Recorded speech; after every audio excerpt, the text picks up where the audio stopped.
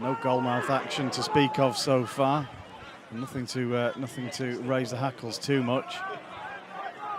Alfreton looking to come down the right-hand side. The number 7 of Danny O'Brien, who gets shoved over in there, and certainly a few that thought that the chance should have been a free kick, not given. Guiseley not exactly getting quilled quickly though. Perver, well, he just held on to it a little bit too long. In the end, was caught out. Now O'Brien from the right, low cross, cleared away by Garner. Now Heaton gets something on it, picks it up to Odejayi, back to Perver. Perver with the run and the ball through to Rowan Liebert. Good couple of touches from the guys in number 9, gets into the penalty area. He's got a lot of problems there. He gets the cross-come shot in there. And Curtis Morrison was the man waiting at the back post, but couldn't get enough on it, couldn't get anything on it really.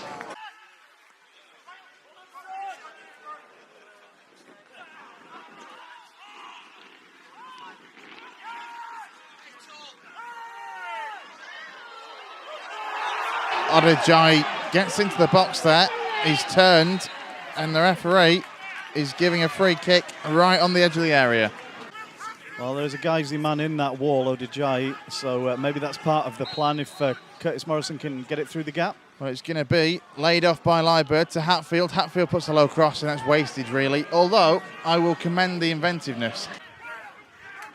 So an opportunity then with Niall Heaton from this long throw-in into the penalty area. It's a good one as well, just nodded away though by Alfreton and sent back towards goal by the number 4 and tipped over in the end by the goalkeeper Sam Ramsbottom. It was corner from the left then, taken by Cantrell. It's a decent one. It gets as far, or nearly as far, as Scott Garner, but it's over the top and behind.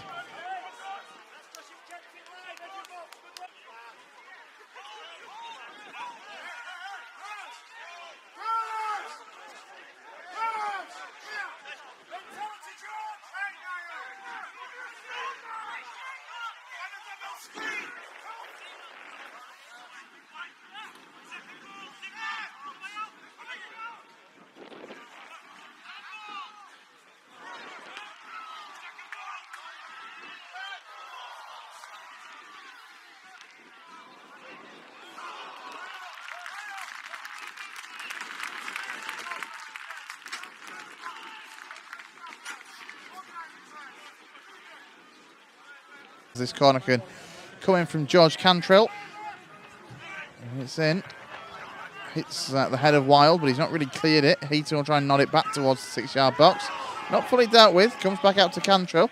Early ball back into the penalty area. Can't drop for Hatfield. And eventually that is just cleared away. And Kennedy E.G. reads that very well. But here they come again. Bobby Johnson on the ball for Alfreton. Plays a really good ball through to O'Brien. O'Brien, can he get the cross in? Low cross towards back post, and it's in. Guiseley undone, and it's Declan Bacon, I think, the number 9. It isn't, sorry, it's the number 10, Jordan Sinnott, who gets Alfreton into the lead on the counter-attack. Textbook counter-attacking goal. Really good, quick break down that right-hand side.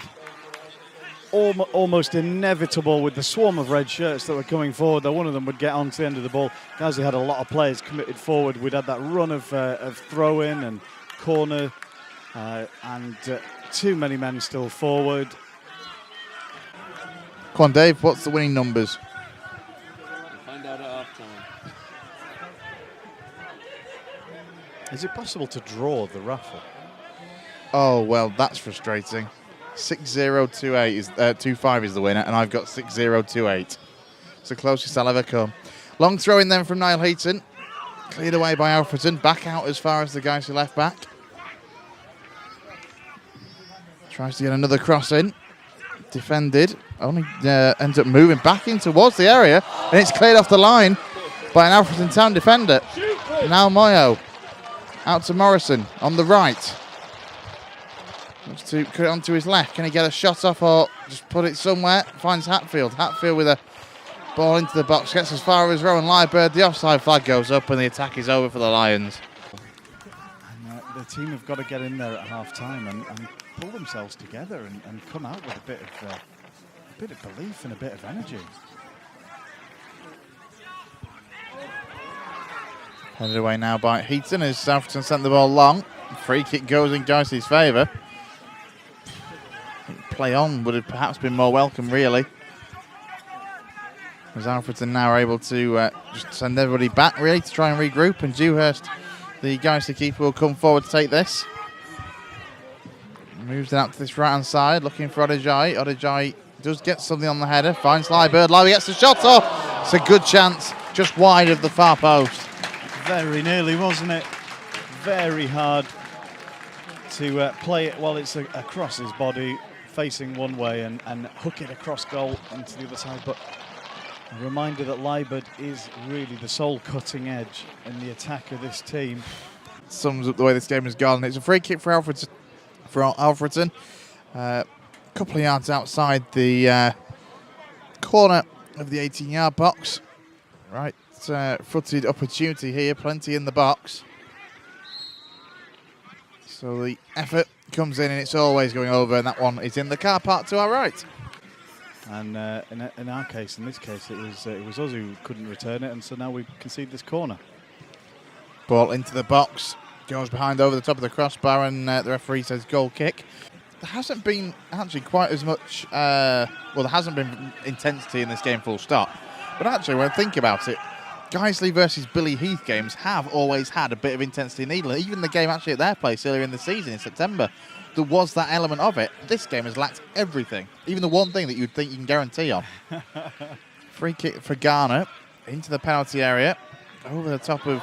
So it comes as far as Liebird, deflects behind for a corner. Good opportunity, and the Garner Lions did well there. Well, I tell you what, that's a crucial intervention by the defender there, because Rowan's done well to make himself some space, and he's hooked that shot on the turn inside the area, and absolutely no doubt that he was going to bury it, but that close quarters deflection sees it sail over the bar and behind the goal for another corner. Yeah, Morrison it will be. This one has to be better than the last one. Morrison, it's high, it's up towards the back post again. It's not quite as bad, but it's barely any better. It's cleared out by Alfreton as far as Kennedy Deidre. Just chests it down nicely. A couple of decent bits of play with his feet. Finds Hatfield. Hatfield puts the low cross in. Takes the deflection off an Alfreton thigh its way through, but they are able to clear the lines. Now Moyo trying to get involved. Heaton just misses it completely as the long ball forward goes. The offside flag stays down against the number 7 of O'Brien, who then bundles over Cliff Moyo, and the free kick is given to the Lions. No change in the scores anywhere across the National League North at the moment now. Yeah, no one talking to us on the Mixlr chat room, presumably because there's not a right lot to talk about. Corner comes in towards the near post, and that goes behind for another corner. That could have sneaked in. It could have. But it didn't. I'm sorry. We are actually making some chances. We might get something out of this game yet. Cantrell again then from this near side. Needs to be a good delivery. Cantrell drops it onto the crossbar. It's just about turned away. Hatfield comes back to Pervert. He really should have shaped to try and get back into the box, and he was looking to go outside again. Cantrell with an optimistic ball forward. Francis looks to try and get something on this. He's putting Dominic Smith under pressure. Credit to Francis there. It's a decent touch to bring it down. Gets the cross in as well. Not bad across the 6-yard box, but just about dealt with by Alfreton. Cantrell there. Second ball not dropping for kindly for Guiseley. Heaton now swings across towards the back post. Decent ball in. It's just not quite there. It comes as far as Liebird. Liebird gets back to Clayton. Clayton. Pervert needs to get the shot off. It hits into a crowd of players and away by Alfreton. That was a chance. Well, it was sort of 4 or 5 chances, and nobody wanted to have a go. Nobody could get a solid shot on it. The cross comes in now from Pervert, headed away by Claxton. Move to this left-hand side now. Akil Francis will try and keep it in play, but it was asking a lot. He couldn't do. Jack Dyke's hasn't been in the team much recently. He's not read the script. He was getting ready to take that throw in, and Heaton comes across 10 yards from the goal line. There's absolutely no doubt who will be taking it. A very crowded penalty area. Odds on the ref giving a free kick here. The throw-in comes in.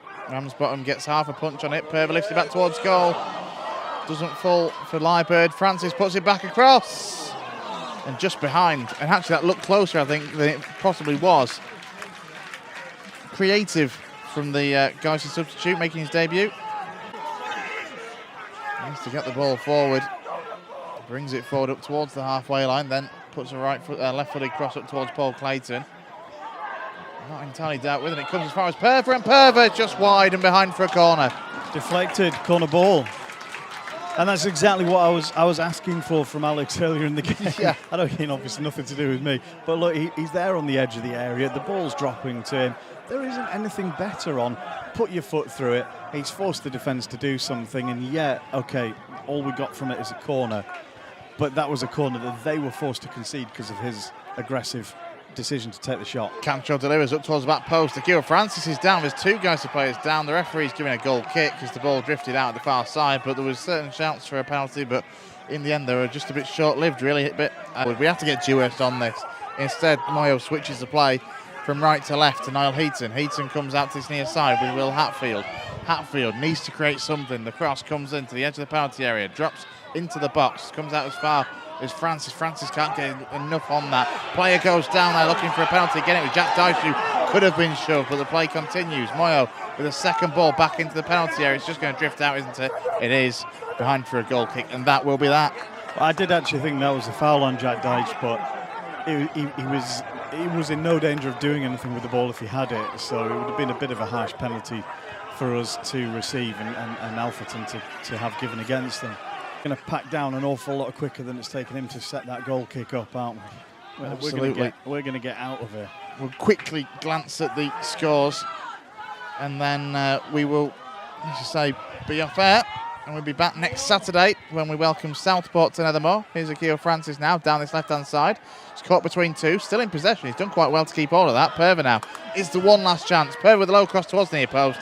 Right idea. Nobody making the run though. Needs the runners. And that is that. Samuel Hull blows the full-time whistle here at Nethermore. And it has been a pretty dire afternoon for the Lions. Performance-wise, the game overall has just had absolutely nothing of quality. And it is finished here. Guiseley 0, Alfreton Town 1.